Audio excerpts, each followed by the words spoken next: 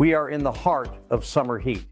With this comes a tough time for the equity markets around the globe. The U.S. markets seem to once again be taking the lead as we progress through second quarter earnings season. Is this simply because of the good genes possessed by U.S. economic principles, or good genes worn by Ms. Sweeney of American Eagle? I believe that it is a function of continued U.S. exceptionalism and corporate adaptability. The S&P 500's momentum off the April lows is the strongest since 2020. As is normally the case after such an aggressive advance, this can lead to consistent short-term choppiness, followed by further gains. Wednesday's GDP report had something for everyone. Barron's headline was, GDP grows 3% in the second quarter, a bigger rebound than expected. The New York Times went with, U.S. economic growth softened in the first half of the year as tariffs weighed on consumers and businesses.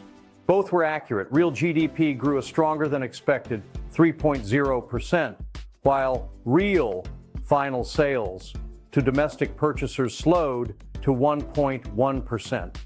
Similarly, the Fed did not lower its target rates as expected by some, but kept the door open for rate cuts later in the year. The data did little to alter our objective indicators or our outlook.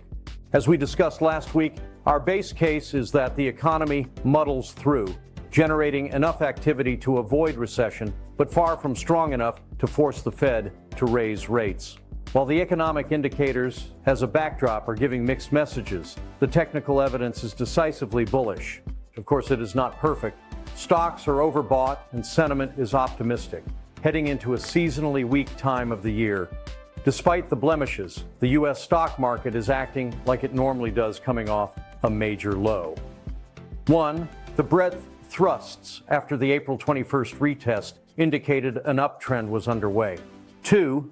Leadership was consistent with previous recoveries after large corrections. 3. Long-term breadth readings began to reach levels that confirmed uptrends have been sustainable in previous cycles. Last Monday, July 28th, marked 75 trading days since the April 8th low. The S&P 500 surged 28%, the biggest 75-day gain since July 2020. Gains of 25% or more over 75 days are rare. This case marked the 14th time since 1928 and 7th since World War II, as shown here. The post-war list reads like a who's who of major market lows.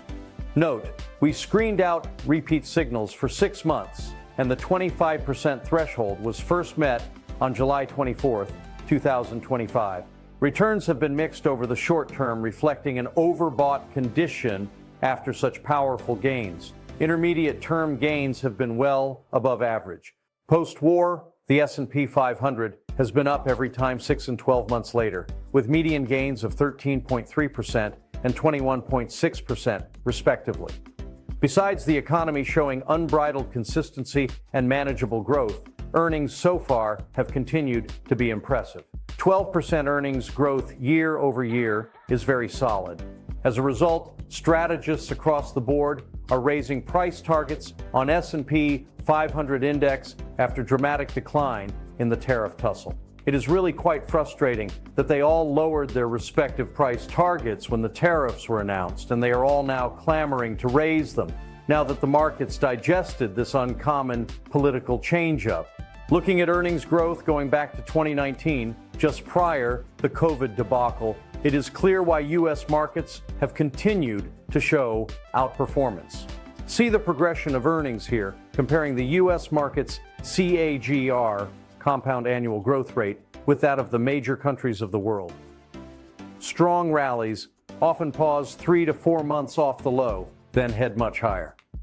There are never any sure things in the market, but everything from big picture sentiment, still depressed, to the unusual strength in May-June, a pattern that historically has only been seen early in long-lasting uptrends, to the refusal of the major indexes to give up any ground of late all portend good things down the road.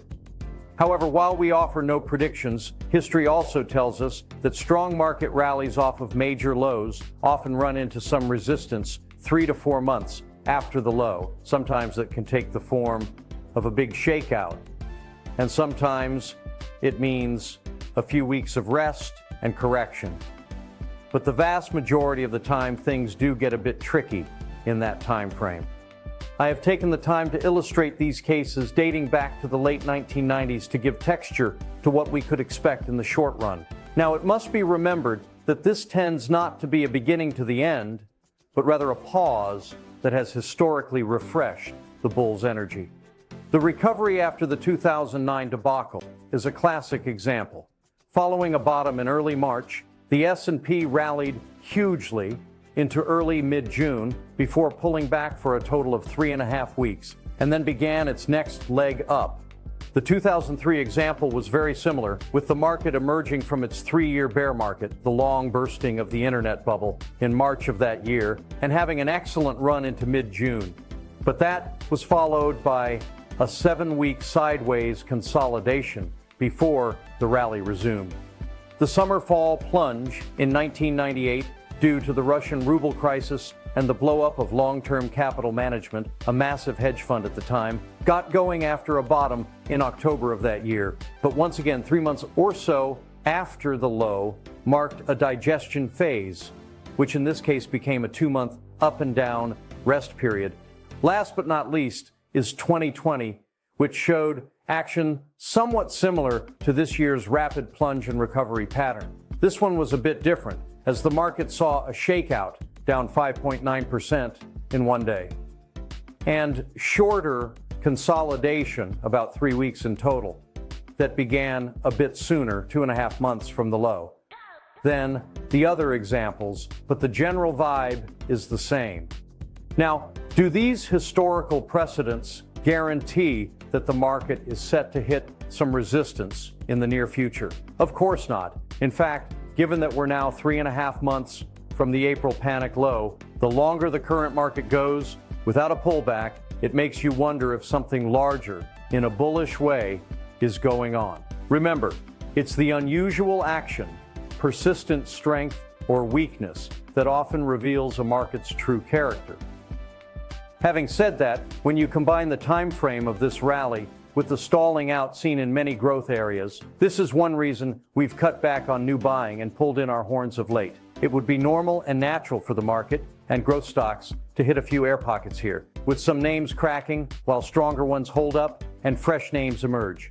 Our current positions gives us some cushion if that happens, and just as important, some buying power if and as some earnings winners appear in the weeks ahead. The other catalyst that could determine the next major move for the markets could be an interest rate cut. In looking at interest rate cuts of late, this is what the S&P 500 tends to do.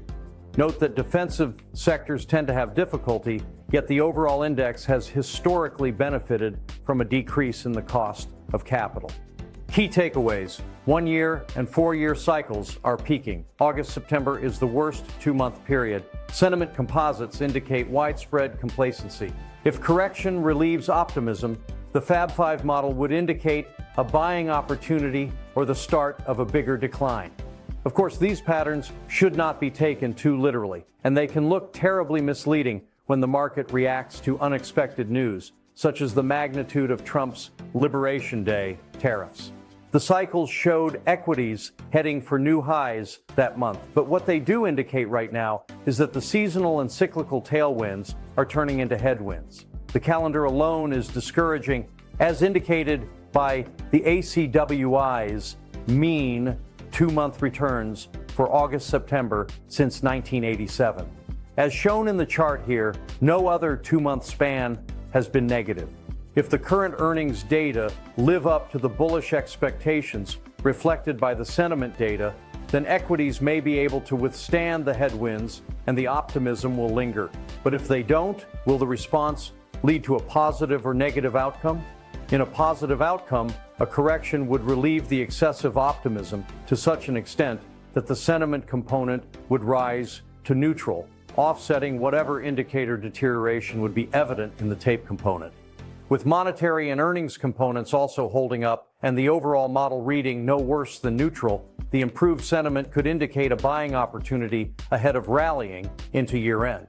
If the optimism is relieved with a negative outcome, then the tape component would drop toward bearish readings, perhaps accompanied by deterioration in one or both of the other two components and a bearish reading on the overall model. So, if it goes down, where does it go down to? This is the ultimate question that people look for in their respective crystal balls. According to Andrew Adams of SOT Research, it is more of a mattress low, as illustrated by the green bar here on the S&P 500 chart. I say mattress low because the exact price level is impossible to predict, but a possible range is more predictable. Given earnings growth, tariff agreements, and many other economic indicators, this could be a reasonable level for the digestion of this massive and sharp move up out of the April lows. This could be somewhere between 5,950 and the low 6,000s. In closing, I got this on Thursday of last week from Gil Morales of the Owl Market Feed. As always, please contact us if we may be of assistance.